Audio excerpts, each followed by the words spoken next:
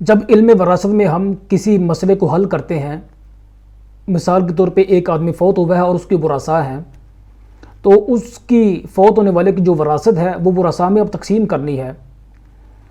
تو اب ایک تو یہ جو حصہ ہے جو اس کا وارث کا اپنا بن رہا ہے، ایک یہ عدد ہوگا، اور ایک وہ جو اصل مسئلہ ہے جس کے اوپر اس مسئلے کو پورے کو حل کیا جاتا ہے، ایک وہ عدد ہوگا۔ یہ دو عدد ہیں، تو ان دو اعداد میں نسبت ہمیں سب سے پہلے دیکھنی پڑے گی۔ جب تک اس نسبت کو ہم معلوم نہیں کر لیتے کہ ان میں نسبت کون سی ہے، تو تب تک ہم اس مسئلے کو صحیح طرح سے حل نہیں کر سکتے۔ تو جہاں ہم عددی نسبتوں کو بیان کرتے ہیں، دو اعداد میں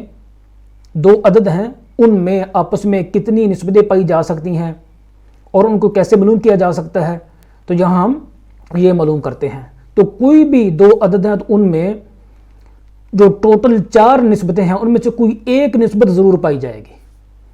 سب سے پہلی نسبت ہے تماثل، ایک جیسے، یعنی دو عدد قیمت میں بالکل مساوی ہوں، جیسے 3 اور 3 ہے، 2 اور 2 ہے، 4 اور 4 ہے۔ تو دو عدد اگر قیمت میں مساوی ہوں تو ان کو تماثل کہا جاتا ہے۔ اور دوسری نسبت ہے تداخل۔ تداخل کی دوسری نسبت ہے، اس کا مطلب یہ ہوتا ہے کہ دو عدد ہوں، ایک چھوٹا ہو اور ایک بڑا، اور جو بڑا عدد ہے وہ چھوٹے عدد پر پورا تقسیم ہو جائے، جیسے 4 اور 2 ہے، 4 2 پر پورا تقسیم ہو رہا ہے، 6 اور 3 ہے، 6 3 پر پورا تقسیم ہو رہا ہے۔ اور تیسری نسبت ہے توافق کی، کہ دو عدد ہوں، ایک چھوٹا ہو اور ایک بڑا ہو، اور جو بڑا ہے وہ چھوٹے پر تقسیم نہ ہو بلکہ کوئی تیسرا عدد آ کے دونوں کو تقسیم کرے۔ جیسے 8 اور 6 ہیں، اب 8 جو ہے بڑا ہے، 6 چھوٹا ہے، 6 جو ہے وہ 8 کو تقسیم نہیں کر رہا، البتہ 2 جو ہے وہ ان دونوں کو تقسیم کر رہا ہے، 2 3 مرتبہ 6، 2 4 مرتبہ 8۔ تو توافق کہتے ہیں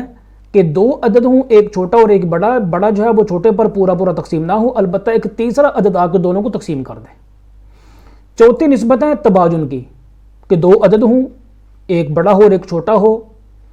نہ چھوٹا بڑے کو تقسیم کرے اور نہ کوئی اور عدد دونوں کو تقسیم کرے، جیسے 7 اور 9 ہے، جیسے 7 اور 9 ہے، نہ 7 9 کو تقسیم کر رہا اور نہ کوئی اور عدد ان دونوں کو تقسیم کر رہا ہے۔ تو یہ 4 نسبتیں ایسی ہیں جن کو جاننا ضروری ہے تاکہ ہم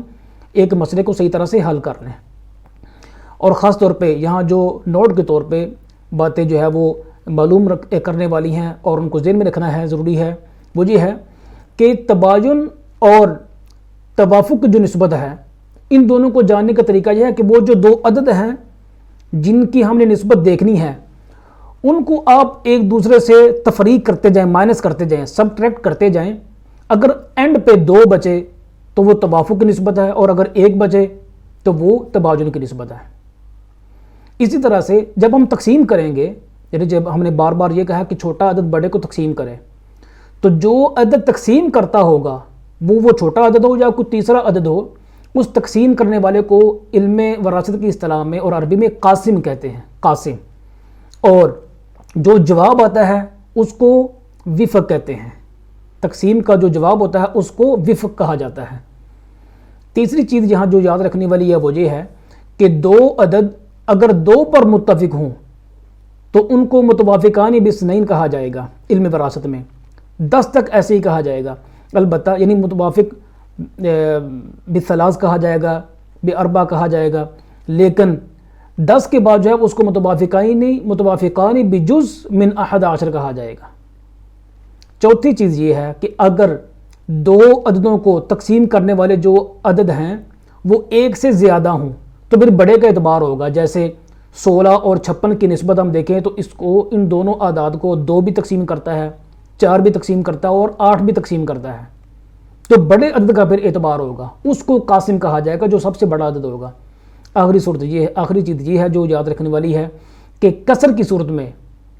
یعنی جب جو